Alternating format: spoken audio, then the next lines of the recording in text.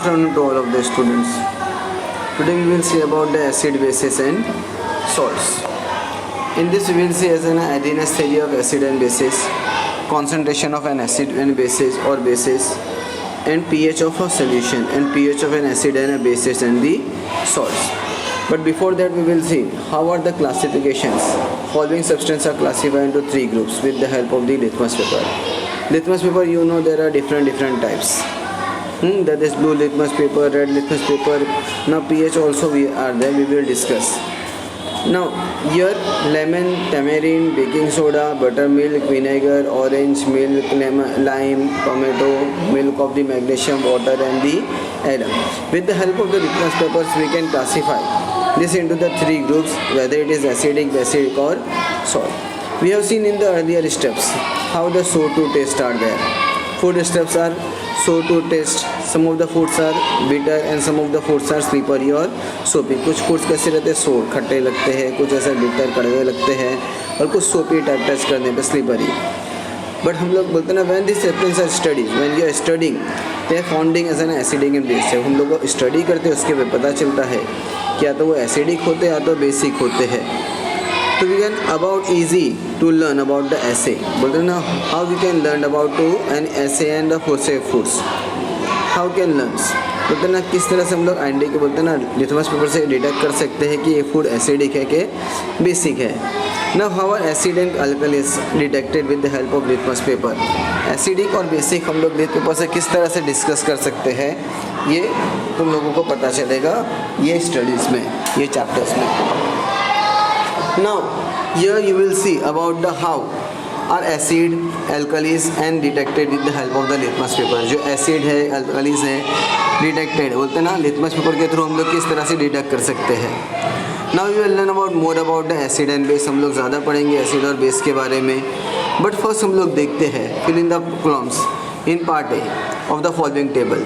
पहले तो name of the compound दिया है, मॉलिक्यूलर फॉर्मूला दिया है, उसने बेसिक रेडिकल दिया है, एसिडिक रेडिकल दिया है, एसिडिक रेडिकल दिया है और टाइप ऑफ दी कंपाउंड दिया है. तो यहाँ पे hydrochloric acid that is HCl, तो उसका बेसिक क्या बताया है, H+ बताया है, एंड एसिडिक क्या बताया है, Cl- बताया है. From this we are coming to know that is it is an type of the compound is what, acid. Now nitric acid they are telling as an HNO3. It is also H+, only hydrogen has an one atoms of the hydrogens. And then we are coming to know here that is H+ and NO3 in a case of the minus. Now here we will learn about more thing. Then from this also we are coming to know that is also a acid or the base. इससे ही पता चलता है कि ये acid है कि base है. Now third one is a what, hydrogen bromide, that is H+ and BO-. H+ and BO-, that is acid. Listen carefully, you have to send to me this one as a homework type. Hydrogen bromide, that is HBr, that is H+ and BO-. This is also an acid. Then H2SO4, this is sulfuric acid. This is sulfuric acid, that is H+ and SO4. Now I written here 2-. Why I written 2-? Because hydrogen is in a 2 atom. Hydrogen has a 2 atom. The sulfate will take 2 atom from the hydrogen. So this is also the case of the acid. ये भी कौन से case में आता है, acid में आता है. Now H3BO3, this is a boric acid. ये क्या आता है, boric acid में आता है. Here H+, this is also a H+, remember.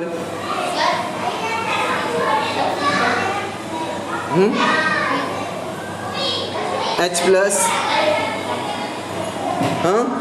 this is also we can say as an H3, H+ and BO3-. This is we are telling as an acid, boric acid. Now sodium hydroxide.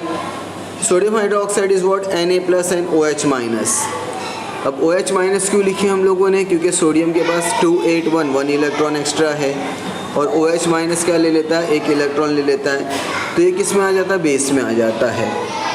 This is coming in the category of the base.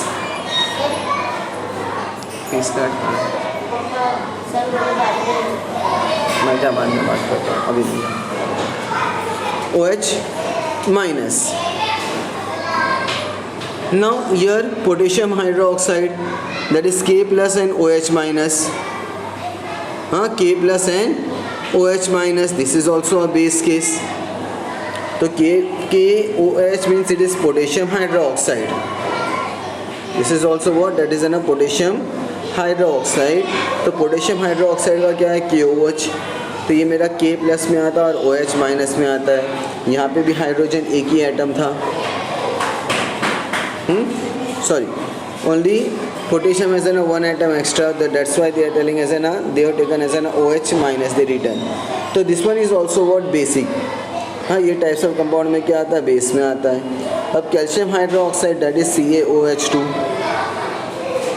That is calcium hydroxide. Here Ca2 plus we return. हम लोग ने क्या लिखे? Ca2 plus लिखे. 2 plus क्यों लिखे? क्योंकि बाद में बोलते ना बाजू में OH2 बाहर था. तो that is Ca2 plus and OH minus we return because calcium has only one electron outermost shell. So this is also the case of the base. Now ammonium hydroxide, that is NH4 and OH. NH4 and OH.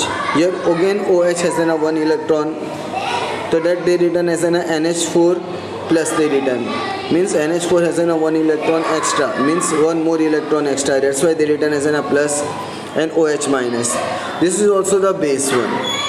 But NaCl, sodium chloride, Na plus and Cl minus, one electron they taken from the sodium, so that's why they return as an Cl minus. This is the salt case. Now calcium nitrate. Now in the calcium nitrate I return Ca2 plus. Ca2 plus means how they return Na3 2. This 2 electron has been taken from the calcium. So that's why we have to return as an Ca2 plus and NaO minus we return. This is also the case of what? Salt. ये भी मेरे कौन से case में आता है? Salt के case में आता है, calcium nitrate. Now potassium sulphates. Potassium sulphate means K2SO4. तो here again K plus and SO4 2 minus I return. Why return 2 minus? Because K2 return there. So 2 return means the 2 electron is outermost in the potassium. So that's why we return in the sulfate 2 minus, that is salt. Now calcium chloride CaCl2. Here CaCl2 we return here Ca2 plus because chlorine they return Cl2. So that's why we return 2 plus and chlorine as an minus, 1 minus, that is minus only because calcium has only one electron. This is we are telling as an salt. Now ammonium chloride, that is NH4 2 and SO4. Now again sulfate is only one. Again sulfate is only one, so that's why we return SO4 NH4 plus. But in the sulfate case SO4 2 minus we return. This is also the salts. From this we are coming to know that is some of the compound has an H plus. If it is H plus, that is basic radicals. अगर H plus आता है तो basic radical में आता है in their molecule. But in the we can say this all are acid. ये सारे किस में आते हैं? एसिड में आते हैं. मतलब जहाँ पे H प्लस रहेगा वो किस में आएगा? एसिड में आएगा. और जहाँ पे OH माइनस आएगा वो एसिडिक रेडिकल है, वो किस में आएगा? तुम्हारे बेसिस में आएगा. This are coming in the basic. So this compound, from this we are coming to know these are ionic compound, like in a basic radical while the acidic radical. Basic radical means that is as an H plus and acidic radical as an OH minus. Now here in the case some of the other we are telling as an salt. कुछ हम लोग उसको salt भी बोलते हैं. Basic और ऐसे बोलते हैं ना, बेसिक रेडिकल, एसिडिक रेडिकल, और बाकी किस में आते हैं? सॉल्ट में आते हैं. एसिडिक रेडिकल में OH माइनस आता है, बेसिक रेडिकल में H प्लस आता है. From this we are coming to know some like an acidic and basic. Now we will complete the B part.